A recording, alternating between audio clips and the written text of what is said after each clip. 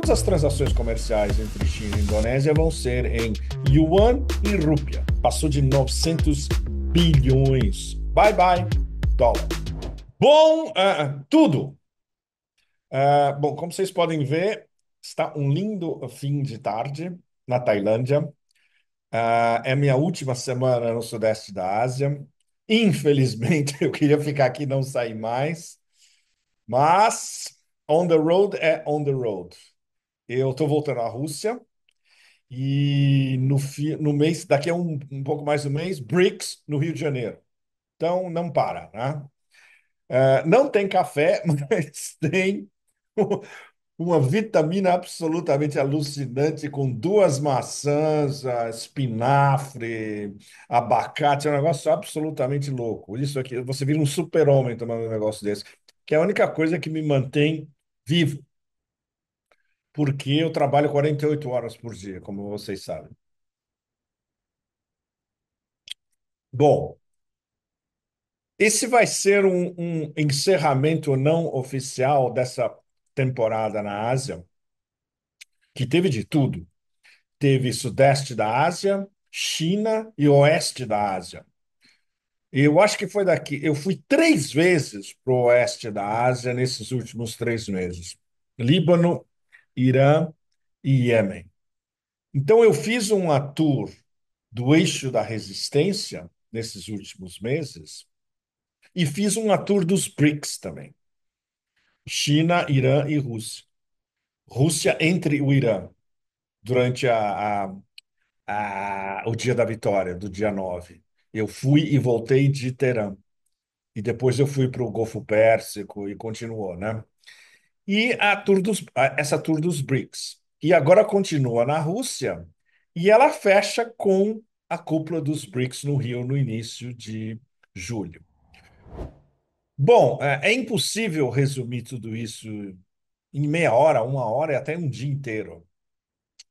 Eu vou me concentrar essa semana. A semana que vem a gente vai estar falando da Rússia. Talvez no entroncamento de, como a gente poderia colocar, a guerra continua com os profissionais. Se isso fosse um filme, na verdade, né? A guerra continua, evidentemente, do ponto de vista Trump e das demências do Narciso mergulhando no lago, enternecido e apaixonado pela sua própria imagem, que é presidente dos Estados Unidos, e tudo de auspicioso que resume muito o que está acontecendo na Ásia inteira, que é representado no início dessa semana aqui no Sudeste da Ásia, nos meus vizinhos do Sul, na Malásia, com uma cúpula extraordinária, a primeira na história da ASEAN, a Associação das Nações do Sudeste da Ásia, os 10 da ASEAN, inclui a Tailândia, a Malásia, a Indonésia, a China. Eles sempre fazem esses encontros bilaterais e, dessa vez, o GCC, a, o Conselho de Cooperação do Golfo, os 6 que incluem os 3 principais, que são os 3 powerhouses: Arábia Saudita, os Emirados Árabes e Catar. Isso foi no início da semana em Kuala Lumpur e foi absolutamente extraordinário. Ah, no momento que vocês estiverem vendo esse Pepe Café, já terá saído a minha coluna sobre a cúpula. Espero traduzida em português em vários sites. E é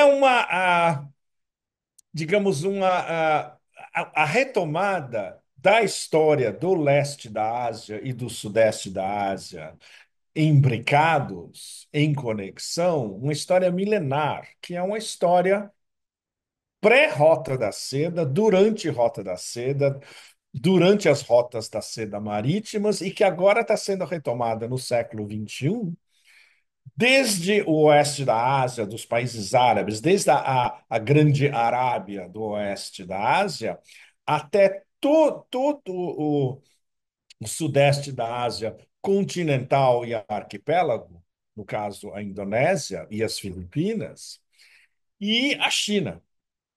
Ou seja, essa interação ah, comercial, política, econômica, marítima, religiosa, cultural, absolutamente extraordinária, é um processo que vem, podemos dizer diretamente, há 2 milênios, sem dúvida. E foi muito legal ver o primeiro-ministro da Malásia, o Anwar Ibrahim, preparadíssimo no seu discurso inicial, falando justamente da revitalização dessas relações e de como tudo isso agora está sob o símbolo de uma cooperação sul-sul, como colocam os chineses muito bem, em direção a desenvolvimento sustentável, que é o que todos querem, e a constituição lenta, gradual e segura, mas direcionada do mundo multinodal, diversos nós, e multipolar. Isso foi realmente extraordinário. É algo que no Ocidente, talvez no Brasil, por influência dos BRICS, já haja um interesse maior e um estudo mais aprofundado dessas relações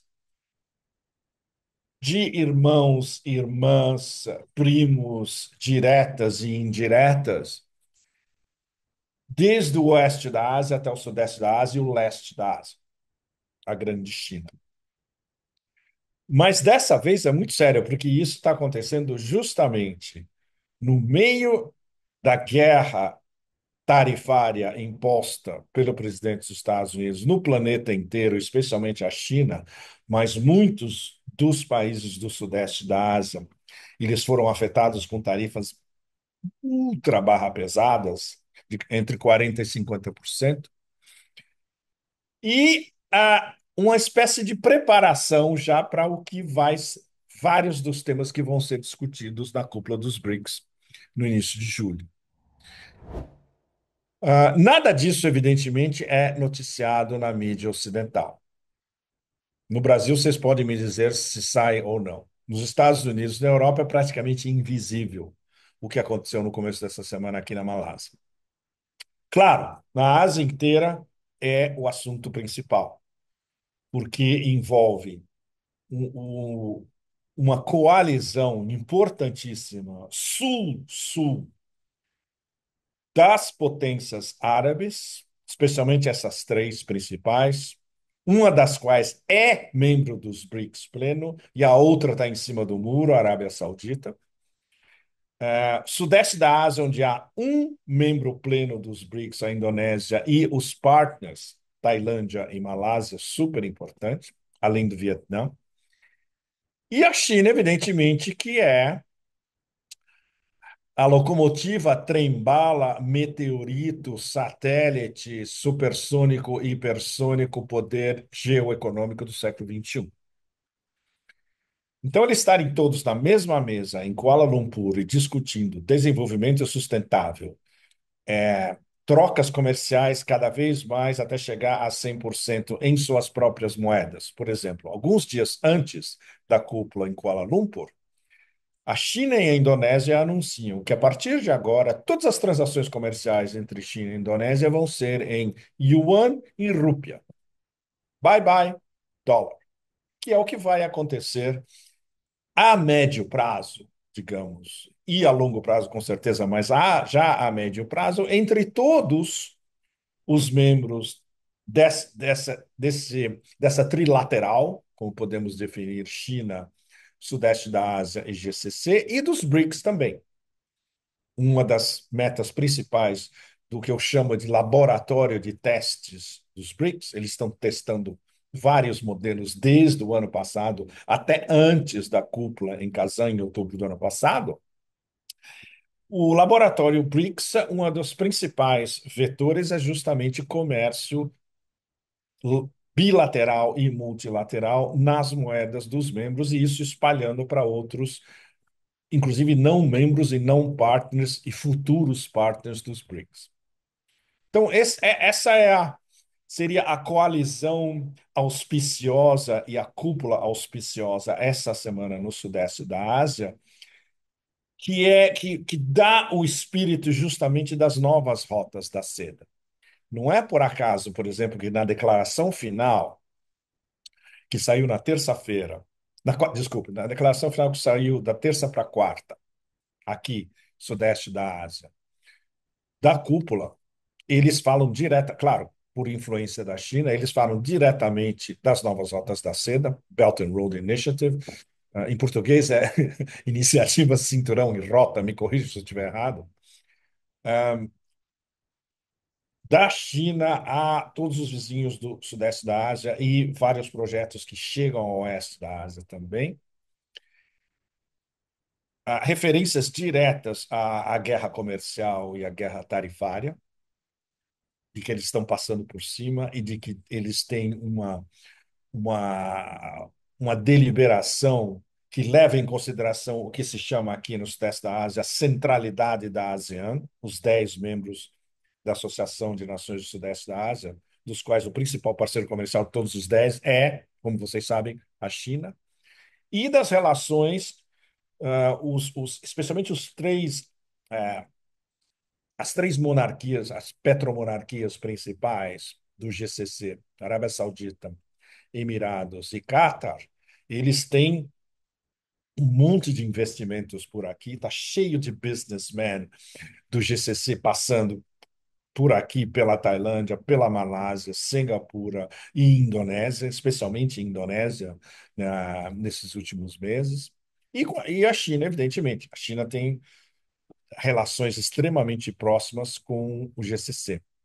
E tudo isso vindo logo depois, praticamente, um mês depois, no máximo, menos ainda, da famosa viagem do presidente dos Estados Unidos justamente aos três principais GCC. Ele foi a Riad, ele foi a Abu Dhabi e ele foi a Doha, onde foi muito inteligente da parte deles. Eles adoraram o imperador, depositaram um monte de presentes na frente do bezerro de ouro, com ou sem incenso ou incenso e mirra, mas bastante ouro virtual ou não. A gente não sabe se essas promessas de investimentos vão mesmo fruir dentro da economia americana, mas eles apaziguaram o imperador, pelo menos. E vieram aqui para conversar de business, sério, com todo mundo do Sudeste da Ásia e com os chineses, na mesma mesa. Então, digamos, foi muito legal que na minha última semana aqui, esse fecho é muito significativo. E quando eu estava escrevendo hoje sobre as decisões e o empuxo que eles vão dar a essa relação trilateral, aqui no Sudeste da Ásia está se chamando essa relação trilateral como o Triângulo de Ouro. Tem a ver com o Golden Triangle, o Triângulo de Ouro, aqui no norte da Tailândia, com Laos, Burma e Myanmar, Burma e China também. Mas vai muito além. Esse é um triângulo de ouro onde vocês estão no mesmo pacote. Existe a ASEAN, que é entre o quarto e o quinto maior poder econômico do planeta. É, existe está a China, está a riqueza de petróleo e gás do GCC. E então é um misto de riquezas naturais, de capacidade de manufatura entre a China e todo mundo aqui no Sudeste da Ásia e um mercado consumidor enorme. Para vocês terem uma ideia, o ano passado, esse ano vai ser muito mais, esse ano vai ultrapassar 1 trilhão. O volume de negócios entre os árabes do GCC, o Sudeste da Ásia e a China passou de 900 bilhões de dólares. Ou seja, é o dobro aproximado e vai ser cada vez mais das transações comerciais dessa tríade, desse, dessa trilateral com os Estados Unidos. Ou seja, o comércio entre eles já é muito, muito mais importante do que o comércio de cada um deles, inclusive de todos eles juntos com os Estados Unidos. E isso é a cifra definitiva que mostra para onde está caminhando todo esse drive do mundo multipolar. Bom, por exemplo, o fato de que, por uma justiça poética, essa cúpula ser na Malásia, que é um entroncamento fundamental no sudeste da Ásia, porque existe uma conjunção da diáspora chinesa, muito importante em business, da diáspora indiana e do mundo malaio e do mundo do arquipélago malaio, que inclui Malásia e Indonésia. Muito, muito importante.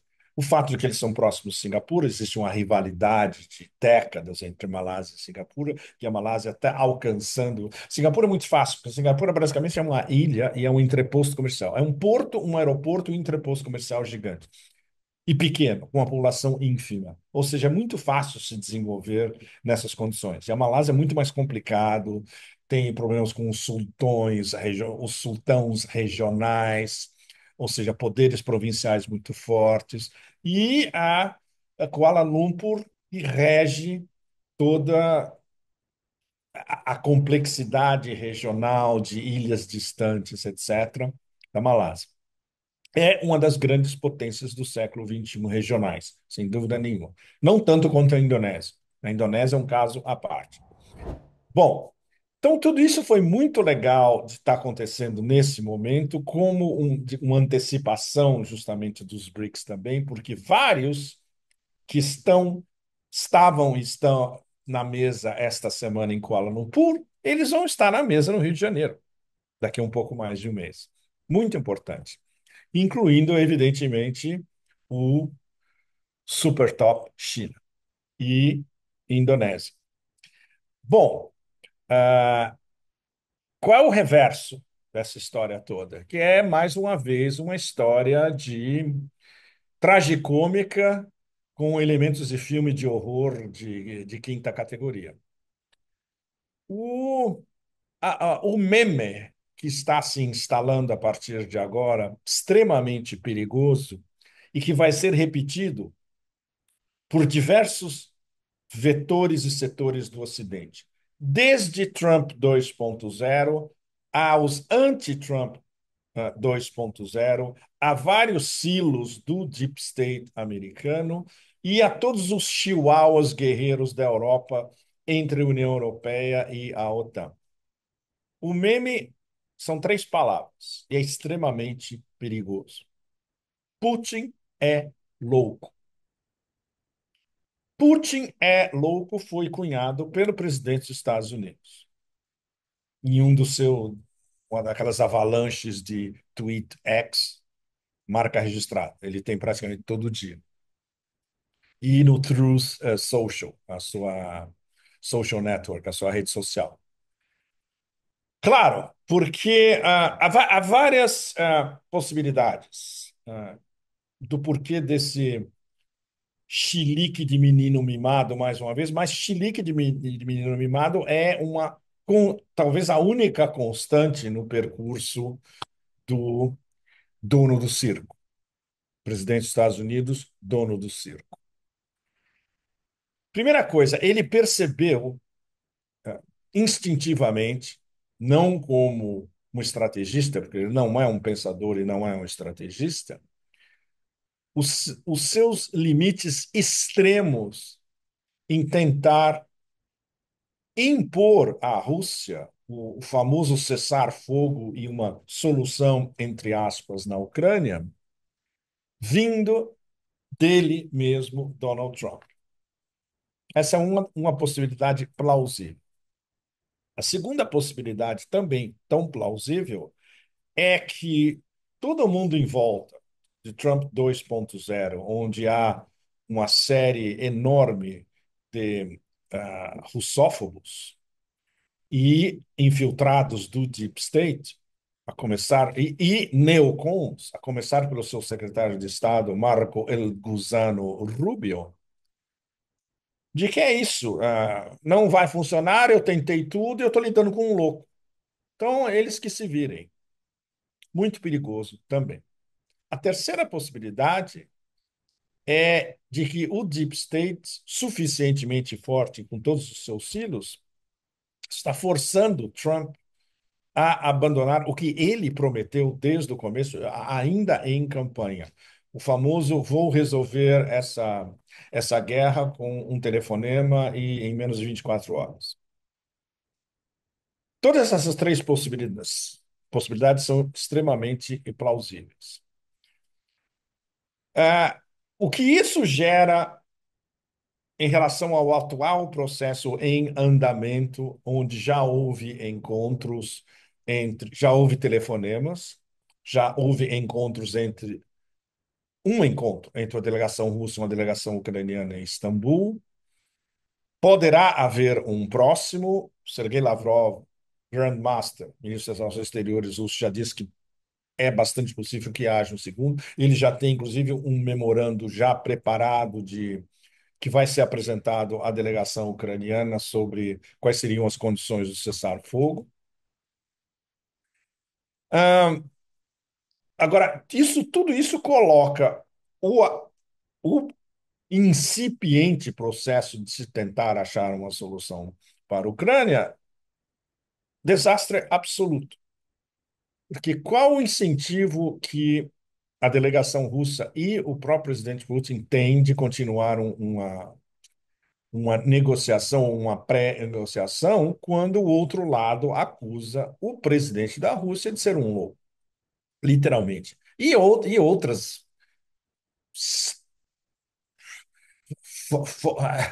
de uma estupidez abissal que nos remete ao terreno da baixa tragicomédia, na verdade, né? De que se não fosse eu, entre aspas, Donald Trump, Putin ia estar numa situação horrenda, de que ele quer dominar a Ucrânia inteira. Nada disso contextualizado. E por que houve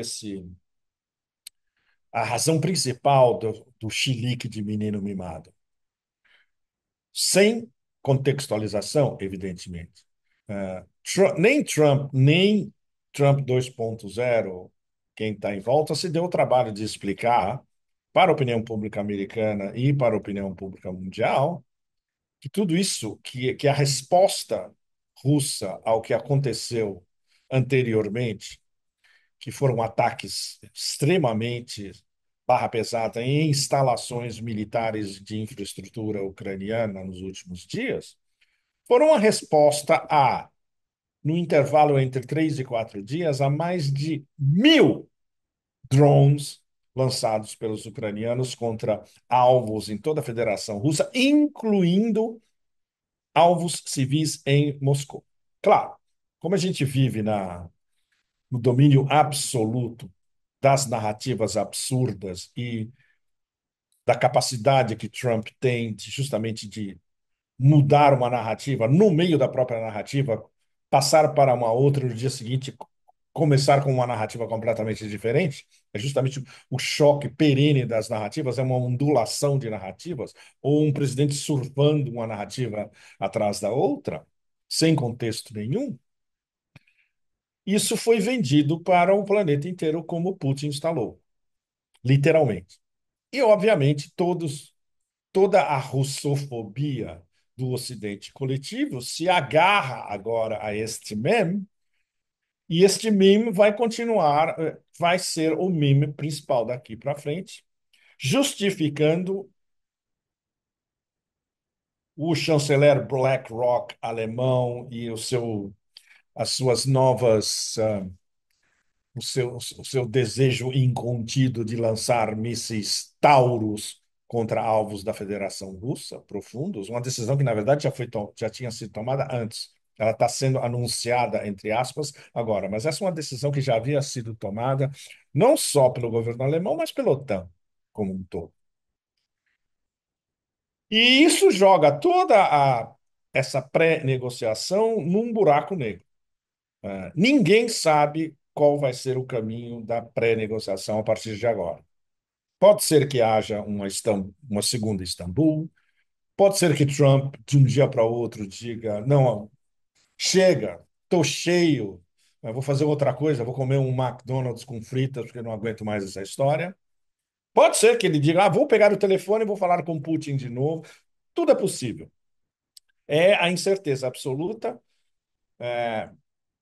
intrinsecamente ligada à volatilidade e à imprevisibilidade do personagem, do Narciso se afundando no lago, contemplando sua própria imagem. E os russos, evidentemente, com uma paciência extrema, que é algo que eu vou ver a partir desse fim de semana em Moscou e nas próximas semanas. A decisão que já está tomada há muito tempo, que a operação militar especial continua. Se houver um colapso da pré-negociação que poderia levar a algum tipo de acordo em relação à Ucrânia, a gente vai continuar fazendo o que nós continuamos fazendo. Esse é o cenário mais plausível, considerando um colapso da pré-negociação.